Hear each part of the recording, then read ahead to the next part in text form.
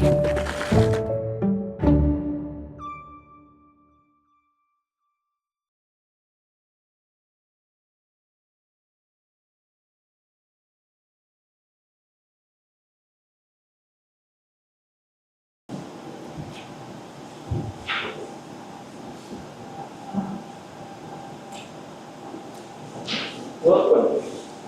My name is Dan Turner, and I'm in charge of programming and outreach with the Georgetown County Library. And we're thrilled to have y'all here for another installment of the series of programs called Shared Traditions.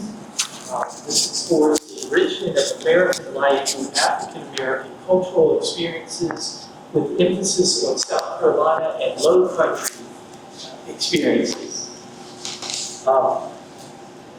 And this will continue through May 21st, presentations and performances, and there are Wednesdays at 4 o'clock right here in our new auditorium. So love having y'all showing off this wonderful new facility. This project is made possible by a $30,000 Library Services and Technology Act grant from the Institute of Museum and Library Services, administered by the South Carolina State Library. Today we are thrilled to have Glenis Redmond. She is the first poet laureate of Greenville, South Carolina, among numerous other honors. She has received the Governor's Award, the highest award for the arts in South Carolina. She was inducted into the South Carolina Academy of Authors. That's the pin there, but she's an honored inductee. That's the South Carolina Writers Hall of Fame. Very deservedly so. April is National Poetry Month, and so for Shared Traditions, April, Glenis Redmond was an obvious choice. So we are honored and delighted to have her here. And she's going to offer today two interrelated celebrations for shared traditions, drawn from two of her recent poetry celebrations, or poetry books, which are celebrations. Praise songs for David Potter, art and poetry for David Drake. Y'all heard of David Drake? Good. The wonderful artisan who was born into enslavement in Edgefield County, known as Dave the Potter. He's also a poet. He inscribed poems on his works of pottery, but an amazing figure. And this is a beautiful book, Praise Songs for Dave the Potter, in words and in images, because it has paintings or reproductions of paintings by, of course, Jonathan Green. So artwork by Jonathan Green and poetry by Glenis Redmond. Those are two amazing South Carolina forces of art together. And the other shared tradition that she'll be offering us today, the Song of Everything. Much smaller, but good things come in small packages. Another beautiful, beautiful design, but also with words. Glenis was diagnosed with cancer under COVID, and so the one way she dealt with that was to go out to get out. You know, you'll see she's an active person, not passive. Giovanna, our videographer, asked before if she was a stable talker, presenter. Gladys joke. No one's ever called me stable. But she does not sit still. She moves around. She's a wanderer and a wanderer. And she went out wandering and wandering throughout South Carolina state parks. And she took her grandson along for many of these. And so this is an embrace of the beauty and wonders of our South Carolina state parks. The Song of Everything. So these are two collections of praise songs. And she'll sort of interweave those for us today. So here we have a poet laureate celebrating nature and history for our shared traditions today. And these will be on sale at the back at the table afterwards, so you can take a piece of Glenis Redmond's work home with you. And she's a very important poet in the state of South Carolina. Also say I'm very proud to have her I was co-editor of this book, Coastline, part of this beautiful. So please help me. Hi, I'm Glenis Redmond. Thank you.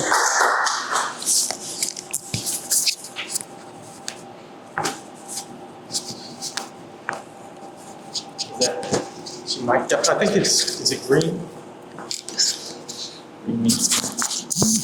Okay, you got it. Thank you. Thank you, Dr. Turner. Thank you, Dan. Can we give him a round of applause for the work that he does? Can everybody hear me okay? I do have a big mouth, but I want to just make sure everybody can hear me. I am happy to be here. I do live in the upstate. I live in Greenville, but I want to say first off that I'm an Air Force brat. And so I lived all over, and I really did not know South Carolina. There are 5 of us. My father was in the Air Force for 21 years. Every child was born somewhere else other than South Carolina, except for me. I'm the 4th child. My brother before me was born in Évreux, France. So you know how that went. Where are you born? Évreux, France. And then where were you born? Sumter, South Carolina. And for the longest, you all, I had an issue with that. I was like, why couldn't I be born in France? Hi, it's so good to see you. It's so good to see you, brother. But the joke was on me. When I got started to write poetry and tell stories, my stories really were not about my family's Air Force trek. What were they about? South Carolina. And so I know that God had a reason why I was born on Shaw Air Force Base in Sumter, South Carolina. And so all of my work is place-based. It's about here. But I didn't. I think when we moved back, I may have been 13 when my parents, they didn't move us to Greenville. They moved us to Piedmont. Anybody heard of Piedmont? Piedmont's out. It's 25 minutes outside of Greenville. And my father is from Fountain Inn. Anybody heard of Fountain Inn? Okay, country. We talking about country, right? My mother was from Lawrence. Anybody heard of Lawrence? Not really Lawrence, Waterloo. Anybody heard? If you heard of Waterloo, okay, you're like, I don't know about Waterloo. Well, it sounds exactly the way it is. It's very country. But being 13 and moving to Piedmont, and I did go through kind of like a culture shock and trying to figure out who am I, what am I, and my 8th grade teacher, Mrs. Sargent, had us write in a journal exercise. And I didn't want to write in that journal exercise. Every day we had to write in our journal. I started writing poetry in my journal. Here it is, these many years later, I never stopped writing in my journal. Long story short, I went to Erskine College. I was the first in my family to go to college, not go to college, but to graduate from college. And I was a counselor by trade. I left the counseling field when I got a chronic illness, fibromyalgia. My doctor said, you're not going to die from this, but you're going to sure wish you would have. And that's a horrible thing, but he didn't leave it there. He said, you're a smart woman. You'll figure out what to do. And you all, I was married at the time. I had twin girls, and it was, how I figured it out was through a poem on television, on PBS. I hope they don't get rid of PBS. We grew up on PBS. And it was, Bill Moyers had a show called Language of Life. It was the Dodge Poetry Festival, and a poet came out, and she said, "Won't you come celebrate with me what I have shaped into some kind of life? Born in Babylon, non-white and woman, I had no model. What could I see to be but myself? I made it up. Here on this bridge between starshine and clay, my one hand holding tight my other hand. Won't you come celebrate with me that every day something has tried to kill me and has failed?" Those were the words of Lucille Clifton. It was like she went, "Boo, that's what you're gonna do." And that's what I've been doing for the last 30 years. I still have fibromyalgia, but I also have a passion that gets me up every morning. And so I'm not distracted. I have a mission, I have a purpose, I have a passion. And so, but it wasn't until I met Jonathan Green that I really kind of got, because I still did, even though I was writing about everybody else, I was writing about everything else. And Jonathan, when I saw his paintings, it was always about South Carolina. It was always about place.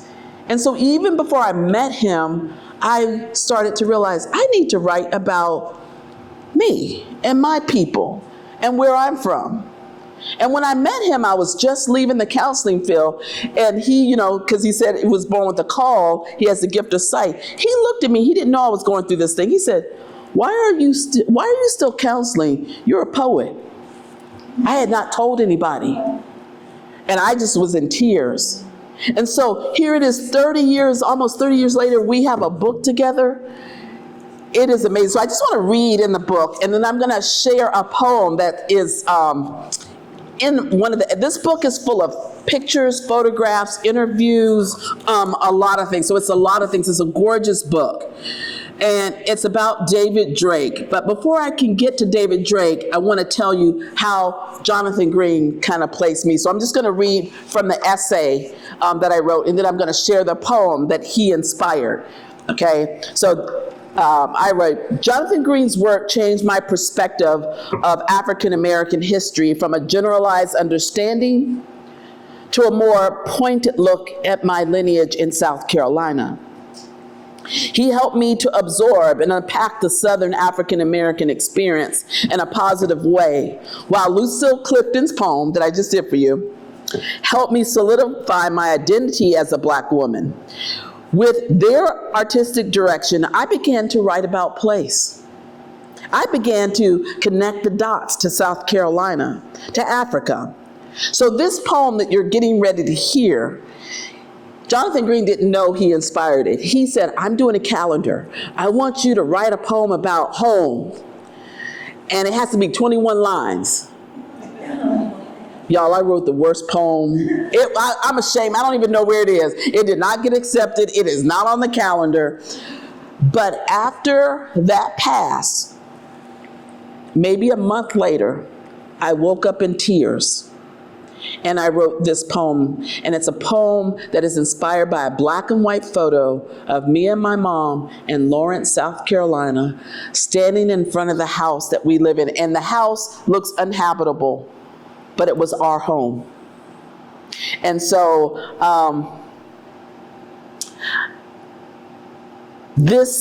even though he wanted something about home, I realized this is really about home, until I turned to my mama, Glenis Redmond, who is still living. She would have been here. She didn't have a doctor appointment tomorrow, who's 88 years young. This is the poem that she inspired, so I want to share it with you all. It's called Mama's Magic. My mama is magic. Always was, always will be. There is one phrase that constantly bubbles from the lips of her 5 children. My mama can do it. We thought my mama knew everything. Believe she did, as if she were born full-blown from the Encyclopedia Britannica. I can tell you stories how she transformed a run-down, paint-filled shack into a home. How she heated us with tin tub baths from a kettle on the stove, put her over in there like an elixir. My mama is protection, like those quilts her mama used to make. She tucked us in what cut out history all around us, and we found we could walk anywhere in this world and not feel alone. My mama never whispered the shame of poverty in our ears. She taught us to dance to our own shadows. Pay no attention to those grand parties on the other side of the track. Make your own music, she say, as she walked and cleaned the sagging boards of that place. You'll get there. You'll get there, her broom seemed to say with every wisp. We're my mama's favorite recipe. She whipped us up with her big brown hands in a big brown bowl supported by her big brown arms. We were homemade children, stitched together with homemade love. We didn't get everything we ever wanted, but we lacked for nothing. We looked at the stars in my mama's eyes, and they told us we own the world. We walked like kings and queens, even on midnight trips to the outhouse. We were under her spell. My mama didn't study at no Harvard or Yale, but the things she knew, you couldn't learn in no book, like how to make your life sing like sweet potato pie sweetness out of open window. How to make anybody feel at home. How at just the right moment be silent and with those eyes say, everything's gonna be all right, child. Everything's gonna be all right. How she tended to our sickness, how she raised our spirits, how she kept flowers living on our dilapidated porch in the midst of family chaos. My mama raised children like it was her business in life. Put us on her hip and kept on moving, keeping that house pine sol clean, yeah. My mama's magic always was, always will be. Her magic, how to stay steady and sure in this fast-paced world. Now when people see me with my head held high and my back erect and look at me with that, who does she think she is? I keep on walking with assurance inside. I'm Black Magic, and I'm Glenis Redmond's child.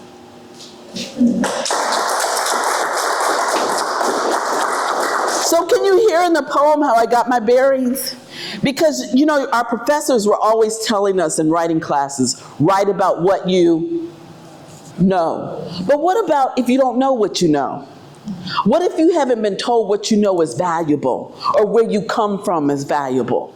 And that's what Jonathan Green did for me. He said, you don't have to look out there. You need to look and around you. And so that really put me on my path of really knowing who I was. So I just want to share a few poems from the book. So we know David Drake, right, was an enslaved potter poet. We also know that as an enslaved potter poet, Dave never wrote on a piece of paper. Where did he write? Where did he write? On his pots. He's the only poet that we know who never wrote on paper. And so here we have, so the poem that I'm going to share about him, and I'm going to read it, it's in this book, and all of the poems correspond with one of Jonathan Green's paintings. This one I wrote thinking, so we have David Drake, he wrote in couplets. He wrote in 2 lines, mostly 2 lines, and they're usually on his pots, close to the lips. Sometimes they go in the middle, but if you ever get a chance, has anybody seen a David Drake pot? Anybody seen one firsthand? I think they're beautiful. Where I live in Greenville, the museum, I say we, but I don't own them. The museum owns them, owns 27 Dave pots. That's more than any other institution in the country. The Smithsonian only has 2. So this poem I wrote thinking, David Drake, enslaved potter, yes, right? Because a lot of enslaved people had other trades. They were out in the field, but they may have had other trades. But he had a trade of pottery. But the word poet next to enslaved, he learned to what? Read and write. And so we don't know how he learned to read and write. We just know his owner owned a printing press. Who was responsible for cleaning the printing press? David Drake. What was he doing while he was cleaning? He was learning. So you'll hear some of these poems. So the poem that I'm going to read to you right now is called Forefather, because I believe he's my literary forefather. Most people were just calling him Potter. I called him Potter Poet, because I was saying he is my literary forefather because he is a South Carolina poet, and he has to be given that honor. So this is what I wrote for him. Forefather.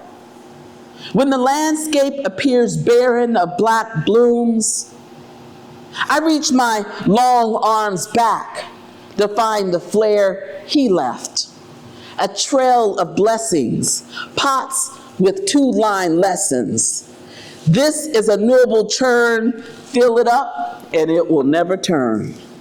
From my child home, he stood a mere 73 ragged miles away, from Piedmont to Edgeville, albeit 150 years before. With no benefit of daguerreotypes, I made him out. Through the muck and the fog of pale deceit, he appears, a stoic visage, a South Carolina son, my literary forefather, turning both verse and vessel. I spy his only portrait and fingertips on pots.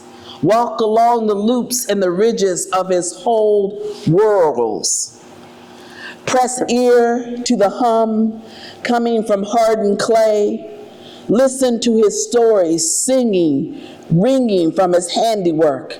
I witness how he limbos tight spaces, writing anyhow. He offers me his hand. I step forward. We dance in this in-between.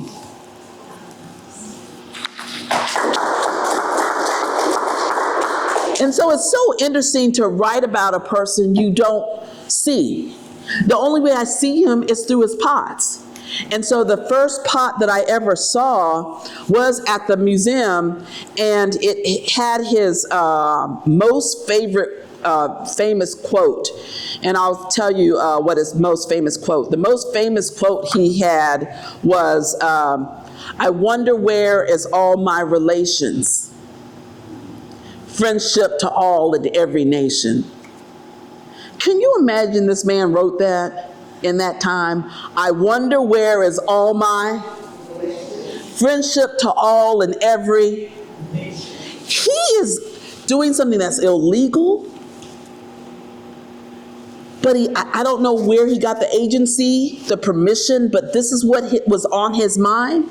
Who is he looking for? He's looking for his family.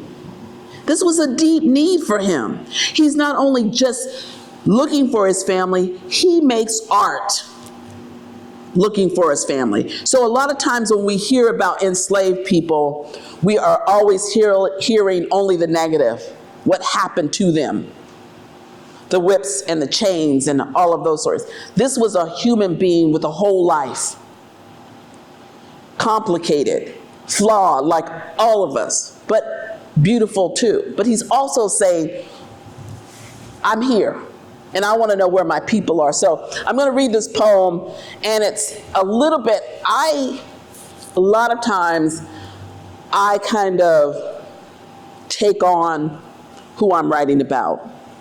I become them. We don't have much in the literature to stand in. I have the pots. I can go to Edgefield. I can stand on the land. I know a little bit of the story. I have Jonathan Green's paintings, but the rest is gone. So what does the artist do? What does the poet do? That's why I say press ear to the hardened clay. Press ear to the ground to hear what he might have said. Here's what I wrote. It's called Praise Dave, and I wrote it in the form of, and this is why the book is called Praise Songs. Praise songs, praise poems is a West African tradition where griots and poets wrote praise poems because it was not a language that was what? written. How did it carry on? How did the history carry on? Word of mouth. You had griots that went around, they had djembe drums, they sang, they did poems. That's how the history was carried on. So remember when I told you I was 13 and I was back at Woodmont High School and Miss Sargent made us write in our journal? I started writing poems in that journal. I started writing poems for all my friends. They would get in line when I was 13 for me to write poems for them. They would tell me their name, their favorite color, who they had a crush on. And I would go back home and I would compose a poem and then I would bring it to them. I was in much demand. I didn't charge. I was in much demand. They wanted a poem by Glenis. Glenis is our poet. She's going to write us a poem. Guess who else took me seriously? Bethlehem Baptist Church. When someone died, they called my parents home to talk to a 13-year-old. And they would give me the demographics of the person who died. And I would go back in my room and I would write a poem for the funeral. At the funeral, guess who got up behind the pulpit and did the poem? They took me seriously as a poet. And I think that's with our young people. We have to take them serious. That's why I became a teaching artist and went across the country to talk to young people, because you never know who you're talking to. You have everybody thought I was a good dancer. I ran track, I was fast, no one knew until that assignment with Miss Sargent that I was a poet. Long story short, about praise poems. I'm getting my master's degree. Let's flip forward. This is about 12 years ago. Getting my master's degree in poetry at Warren Wilson outside of Asheville in Swannanoa, North Carolina. I'm working on my final essay, and I have all these books writing about poetry and how I came to it. I found Judith Gleason's African American praise poems. And I found out that praise poems is a tradition.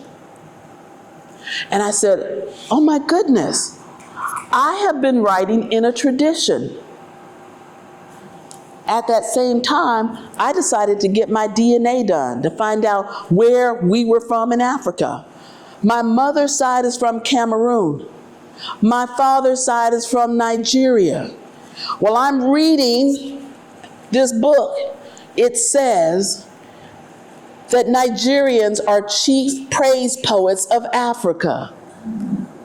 What part of me as a 13-year-old with these people in line, do you guys understand? Y'all feel the connection? Yeah. I don't think it's accidental. I think it's by design. I think it's a divine design. And so I'm like, I've been writing praise poems my whole life. And then so I really started teaching them energetically then across the country. If I came to your classroom, you're going to write a praise. If we were writing a workshop today, you would all write praise poems for me. And I not only taught students and adults and administrators to write praise poems, I would have them perform their praise poems. And a praise poem is who you are, where you're from, connect yourself to nature, compare yourself to an animal, and what you do in life. And I did that for maybe 17 years. Y'all want to hear my first praise poem? Okay, I'm going to share it with you. Now, this is what I would do for the students before they would write theirs, and mine is called New Wings. I'm a daughter of the dust, a true sister of the yam. I come from a long line of serious brown women that don't take no mess or apologize for living. I am birthed from the morning earth, deep, rich, and free. Gail, my middle name, describes how I move in this world, sometimes gracefully, other times stormy. Glenis, Welsh, for Valley, I have dwelt there far too long. I am 5'3" of cosmic blackness. I am a raven, I am a crow, I am a nappy bat, I'm a mosquito, call me anything black that has wings and flies. So it was so funny that I had done that poem, and I was in Asheville. I was with the 5th grade class, and there was a young white student who was sitting on the front row, and he raised his hand, and I said, yes, and he said, I understand that poem. And I said, you do? He said, yes, your poem is a social commentary on the African-American plight from slavery to the civil rights movement. I said, yeah, that's what I did. And you know, there's always one student in every class. I call them the National Geographic kids. They know everything. My grandson is like that, just knows everything, but he really did get it. He got it. I am a daughter of the dust. What does that mean? From the earth, from harvest, from slavery, from, you know, a true sister of the yam. Who eats yams? Right? South, right? Right? And then West Africa. And, you know, so you tell your story through that. And so I was going around helping people tell their stories, because in a time where people want to erase stories, this is the time where we have to be really adamant on telling our story. All of our stories are important. Every single story is important. And our young people need to be connected to their stories. I don't care where you come from, our stories are important. And I'm going to digress just a little before I do the praise poem for Dave. Right now, I am doing a project on Rosenwald schools. Does anybody know Rosenwald schools in here? Yes, good. That's Julius Rosenwald, right? He was the president of Sears and Roebuck. He knew back during segregation that African Americans did not have a way to become educated. So he would go into towns and cities in the South and seed the money for a school in the black community. And then the community would come up with the other portion. So as a teaching artist, me, Air Force brat, not knowing my place, but I'm on the road with poetry and praise poems. I'm driving all around South Carolina. I would see markers everywhere around South Carolina that would say Rosenwald schools. I didn't know what a Rosenwald school was. I had to go back, this was about 20 years ago, 17 years ago. I had to go and do my research and find out, what is a Rosenwald school? Lo and behold, my parents went to a Rosenwald school. Remember, I said Fountain Inn, South Carolina? They went to Fountain Inn Colored High School. And that is where my parents met, because my mother was from Lawrence, Waterloo, 45 minutes in the country. Would she have had the opportunity to go to a school? No. Her mother, with a 3rd grade education, sent her to Fountain Inn to live with her Aunt Carrie and Uncle Willie. And my mother always thought they had abandoned her. But her mother wanted her to have what she never had, a high school education. If it wasn't for that Rosenwald school, that's where my parents met, fell in love, and my father went in the military. But that school right there was in existence, you know, all the way up until 1955. My parents were the last graduating class. I'll talk a little bit more about that when I read from the State Park book. But I didn't know that history. History is hidden in plain sight. You can ride past a marker every day, but if you don't have a person to pin it to, you don't know it. And then when I realized my mom and dad went there, and I'm not gonna do that poem today, but also a very famous person went there, Clayton Bates. Anybody heard of Clayton Bates? His middle name, or his nickname, was Peg Leg Bates. He was a one-legged tap dancer. He went to the same school. So I'm now doing an oral history project and interviewing all the 80s and 90s something folks about their time going through a Rosenwald school. So coming back, so that's, I'm spinning, I just got a grant. I just found out yesterday I got the grant to do the oral history project to interview everybody who went to the Rosenwald School. I'm so excited. I'm such a nerd, right? But I'm gonna do the poem for David Drake. So what I decided, I said, well, if praise poems is part of my tradition, and I've been teaching praise poems for 17 years, what if I took the praise poem form and set it upon a historical figure? What would Dave do if he had to write a praise poem? Y'all want to hear what he just said? What he did? This is it. It's called Praise Dave. First time I see a jar rise up, I be midwife into life. See how these pots and I be kin.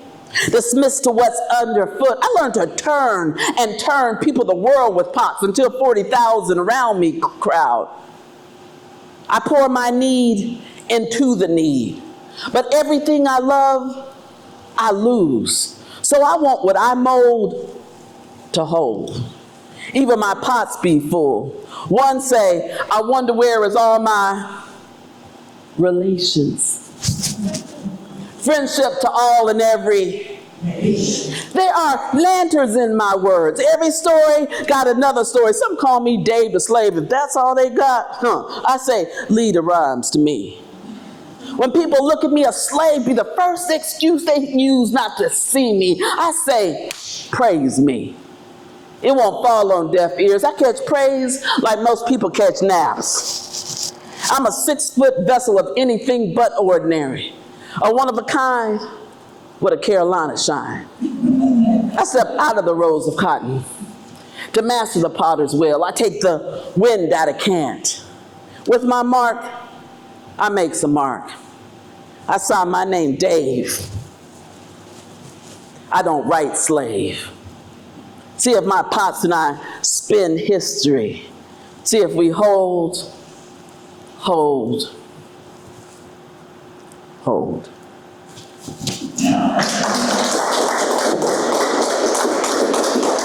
So I'm just going to do a couple more poems out of the book, and then I'm going to switch to the State Park book so you can see where I went in my journey. So this poem I don't do much. It is called How I Walk. But there, you can't, the photograph, the photograph of the painting is very small, but he lost his leg. They don't know how he lost his leg. Some say it was on a railroad track. Some say, he did it on purpose. I mean, we don't know. But all we know is he lost his leg. I'm starting to worry about myself because I have written a lot of poems about one-legged people. I'm like, what is going on with me? Because I'm writing a whole series on Peg Leg Bates, and then Dave, and then Frida Kahlo. She lost her leg too. I said, Lord, please, I want to keep both my legs. I love these people, but I don't have to immolate them. But it's just interesting how you get into your work and you're like, oh, what do they all have in common? They all have one leg. Okay. But here's the poem that I wrote about him. And him speaking about it. And it's mixed. And it's called How I Walk. This leg gone. Feel the same way it always do. No matter how I walk, something inside me missing. This one leg gone. Feels like I always feel. Not having a say when I get to come and go.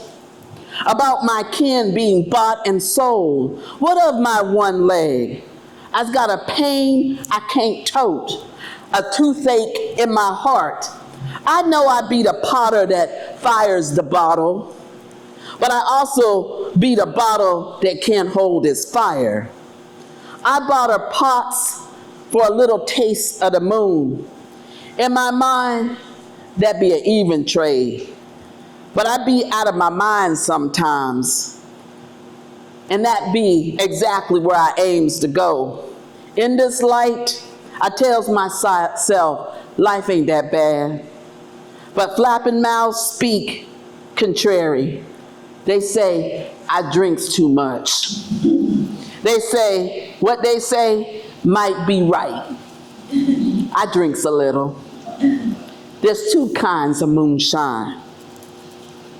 Skied and bottled. I drinks them both in. And I love how they both burn. So we kind of get some nuances with Dave, right? So we know that he's telling you I'm not perfect, and who is? And I'm going to read this one before I move on to the Song of Everything.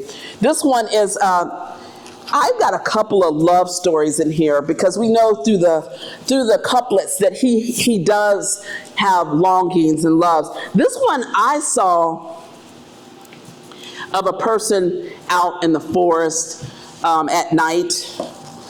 They said I was wrong. Jonathan and all the other people said I was wrong. I said, you can't tell me how I interpret your work. But I kind of also, I think I conflated the two.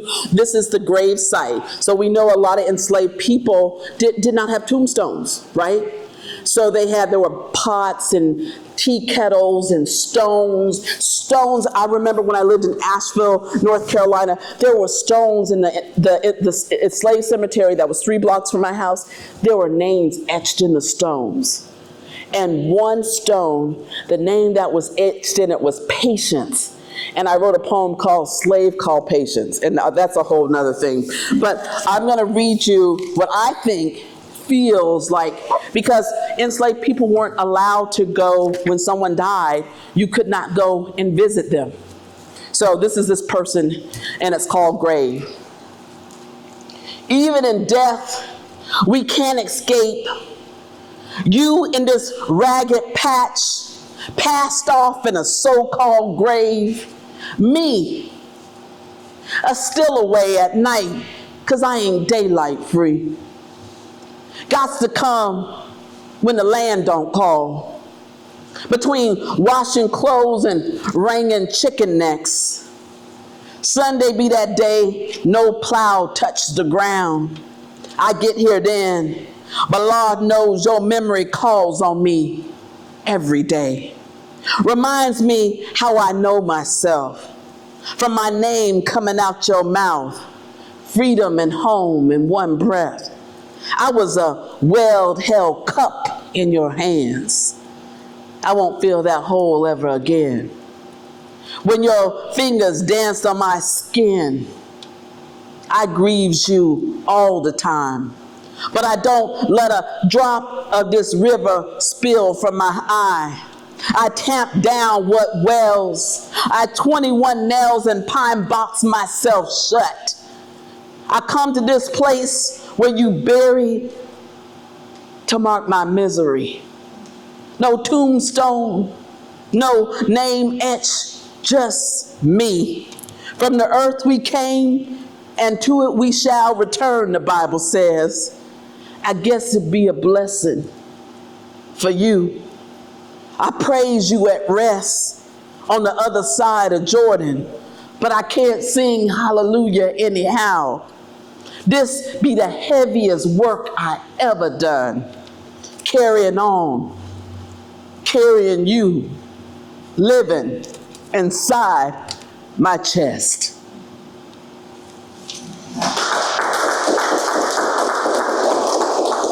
So I'm gonna close with the tiny book. So the walk that I've been on is South Carolina. Everything, all of my work is South Carolina based. And when, as Dan was saying, in 2019, I was diagnosed with stage 3 multiple myeloma. I am glad to be here. I'm glad to be alive. I don't think I'm, the only one who survives these things, and some people don't. And I had many people who passed in the last 6 years that thought I was going to be gone before them. We don't know. That's why every day is a blessing. And even when it's rough, it's a blessing. I remember when my mama worked at Model Coats, she sewed embroidery on nightgowns for $1.50 an hour. And she worked 12-hour shifts. And she would come home and I say, Mama, you tired? And my mama would look at me and she said, it beats picking cotton. It's all about perspective. Cancer gave me a different perspective. I think I've always been one who's lived with gratitude, one who has taken much joy in life. But now, the life expectancy for me is 5 to 7 years, stage 3 multiple myeloma. I'm going into my 6th year. So I feel like people say, we're glad you're here. I said, I am too. I am so glad. And so what I decided to do, my grandson Julian, who was 5 at the time, he's on the spectrum. He's highly intelligent, but has so many mood disorders and sensory disorders and all that thing. We both were addicted to screens. He's on his iPad, I'm on the TV. And I said, you know what? We need to get out of this house. And so we started going to state parks. And that's how the Song of Everything, a poet's exploration of state parks, was born. And so when we started going, we realized that there's this thing called Ultimate Outsider. If you go to all 47 parks, you get a certificate. And I told him, I said, we getting a certificate. We getting everything. He was like, oh God. I said, I'm a type A poet. So so we're on the journey now. So this is the first book. This was 22 parts. We're now at 30. The second book comes out in July, so we got to get busy. Like while I'm down here, I'll be going to Myrtle Beach State Park. I'll hit one without him. But I just want to read it. Is it okay if I read a few of these out of here and just tell you kind of our journey? But it kind of comes back to my mom and my dad too. Because my mother, when I wrote this book, I said, I'm writing about nature, the joys of nature. That's all I'm writing. I'm going to go to the park, write about the bees, the butterflies, the trees. My mother turns to me and she says something. Maybe I should just read it. I won't tell you. I'll just read it. Let me see if I can find it real quick. So the poems in here are little short poems. And they're short poems for a reason. They're called kwansabas. Does that sound like anything? Kwansaba. Exactly. It's Kwanzaa. Dr. Eugene Redmond, no relation, created an African-American poem form. And that poem form, so we know Kwanzaa is 7 days. So the poem is 7 lines, 7 words in each line. No word over 7 letters, unless it's a pronoun. So I'm going to read you a couple of, let me just read you the first one of the book, and then I'll go into what about my mother and father. So this is the first one that starts. It's Paris Mountain, and that's the closest state park to where we live. It's 30 miles from where we live. So here's the first short one. I learned I had stage 3 cancer. I wanted to be among living things. Doctors didn't order nature as a cure. My lungs longed for crisp, clean air. My face wanted to feel the sun. I traveled to Paris Mountain. That is, each blade of grass helps me fight. And so I'm going to read the one that my mother inspired. So let's see if okay, so this is the one my mother inspired. So she goes, this one is called Even in Nature. The color lines were drawn back then, schools too. It's held in the name, Fountain Inn Colored High School. My parents' alma mater, Bulldogs last class, 1954. Mama recalls, we went to Paris Mountain for our senior class trip. I researched, correct her, you went to Pleasant Ridge. Second, how yesterday holds today. Paris Mountain State Park, me and Julian are there. Blue sky above and trail below. We too go, not just for us. At Lake Placid we sit. I wonder about elders and ancestors who could not grace these grounds before. Laws, whites only. My grandson's hand in mine, a circle. As they hover, the past is present.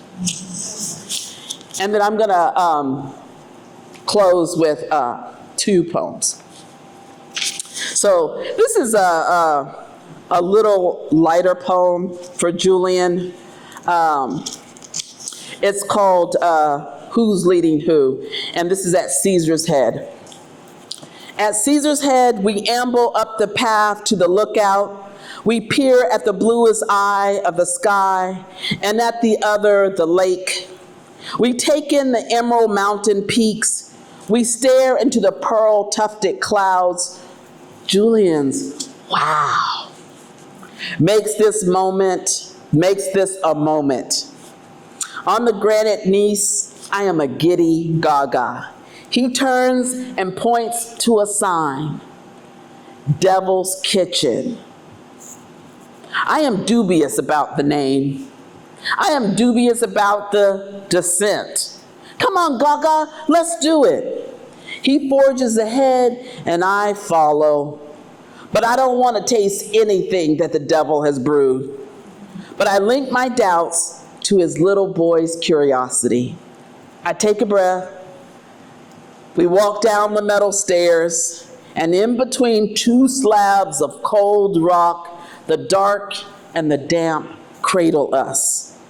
We emerge on the other side, our smiles brighter than the daylight that greets us. How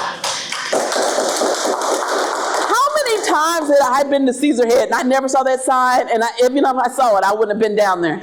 But it's interesting going with a child, right? You get to see through what? Their eyes. And that has been, and people say, well, do you just have one grandchild? No, Julian was my first grandchild. Now I have two other grandchildren, Paisley, who's 4, and Quinn, who's 2. So they'll be in the North Carolina State Park book because they live in North Carolina. So my publisher is like, yeah, let's do North Carolina. I said, let me get through South Carolina first. But I'm going to close you all with this book that is getting ready to become a children's book. And when I tell you, Julian saved my life. I know children are not supposed to save our lives. But when you're in COVID and you're in lockdown, his mom's working and it's just the two of us, what got me out of bed every morning was him. And then when we had our list, we had a thing to do. And it will be in the next book, but I'll just go ahead before I read this and tell you something he said to me, that he says some of the smart, kids will say things and you know that's straight from the divine. This is from God. So we're driving, I pick him up from Taekwondo, and he's in the back, and he says, Gaga. I said, yes, baby. He said, do you still have cancer? I said, yeah. I said, I'm going to always have it. It doesn't go away. This is one you have for life. And he said, oh. He said, well, I'm going to fix that. He said, I'm going to go into research and we're going to work on. He said, do you have pain? I said, yeah. He said, where is it? I said, the lower back. He said, that's where we're going to start. We're going to start with regeneration. And it just made me think about how sensitive this young man is. Even though he can be a boy and a gamer and all those things, he's still thinking about his Gaga. And so this poem that's going to be a children's book is really my love letter to Julian. And I want to thank you all for coming out and listening to me and hearing my story and connecting the dots and the traditions that led me to here. And it's all about, and I don't think, like I said in the beginning, I don't think anything's accidental. I think everything even the hard spots can be grace-filled. And so this bout or this moment, I said, I'm not dying from cancer, I'm living with it. So here's the poem. Dear grandson, always remember to go outside. Look up to catch the light no matter the color of the sky. Remember to let the gift of the day pour into you. Julian, always strive for the light and know you are the light and that your light makes me lighter. You make the whole world brighter. You make me smile more often and laugh heartier. When I look at life through your eyes, I see possibilities. You help the world turn round. We are a circle of endings and beginnings, and between the both of us, life-giving trees. I hand you gold, you give me green. With your small hand in mine, together we hear what the leaves whisper in conversation with the wind. Julian, please know our getaways are not leavings but arrivals. A chance to look into the still pond of ourselves, a necessary remembering. I take you here for you to find that nature is necessary as breath. A prescription I write for you. From my heart to yours, I will always draw you a map of how to retreat, how to take to the wow as often as possible, to read the lessons written on each and every leaf, upon each ripple of the lake, in every bird call and in every trail of ants. There, if you look, you will be able to read how life flows. Julian, I want you to know every wonder belongs to you. Though some will say otherwise, go anyhow. Your passage has already been paid. Be an ultimate outsider wherever you go. It's up to you to forge on. Remember, it's the destination and the journey. Remember our rain prayers. Remember, even when I have turned to nothing but air, and I am carried away by a strong gale, no, I will be with you out in the green and gold meadows, in the gloaming. My hand will be in yours, and I will be singing as everything sings to you. Grandson, listen with your whole self, and with your whole self, sing back. Thank you.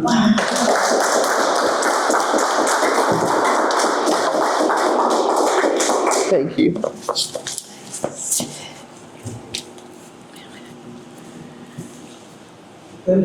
Oh, yes. Questions? Questions? Yeah, questions.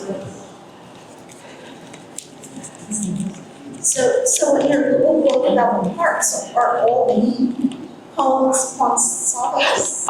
Not all of them. A lot of them are ensembles, and it fits because it's such a small form. It fits the small form in the book, and this book is outselling all 7 of my other books. And it was just like my publisher said, let's make it small. Let's make it, if somebody wants to go to the park, they want to go to nature, they can put it where? They can put it in their back pocket. They can go out and write poems. And so that little book is being sold in the gift shops all over South Carolina and the state parks. And so it is having a life of its own. So the next book will have kwansabas in it too. It will have some haiku. There's free verse in there. And that'll be July. That'll be July. If I get all the park, it's harder to take a 10-year-old to the parks than it is to take a 5-year-old. When he was 5, I could say, come on, get in the car. And he'd be like, 10 is like, can I take my laptop? Can I take my phone? No. And he's very moody. He's like a teenager. He's very moody. But it's so weird. One day I said, oh man, I'm just gonna have to complete these parks by myself. And one day I was just sitting in the den, he came and he said, Gaga, when are we going to the park again? And I was like, so you just can't, believe the mask or the disinterest, I don't care, nothing. He cares. So we've got some parks to go to. The tricky thing right now is I've been going to some by myself. He's got the pollen. I don't know if the pollen's been crazy. Yeah, it's been awful. He wakes up with his eyes closed, they're glued shut. So he literally, his mom said he can't go. I went 2 weekends, I was telling at M. Jetson when we were doing for the coastline. I was looking for, have y'all heard of the Oconee bell? The Oconee bell is a elusive wildflower that only grows in the upstate and then in western North Carolina. So me, my goofy geek self, I'm out in the park looking for this rare flower. And so I'm like, can he go? His mom's like, no. I'm like, I'm gonna give him Zyrtec and I'll take it. No, I'm like, okay. So, but I did find the flower. And I told him, he said, well, Gaga, if you go and you find the rare flower, because the flower hid for 300 years, no one could find it. So now it's back. And he said, if you find it, take a picture and then video yourself. This is how nerdy we are in our family. I said, video. So I'm out by the creek bed. Julian, I found the Coney bell. So that will be in the next book. Okay. So he was with me, sort of. Yeah.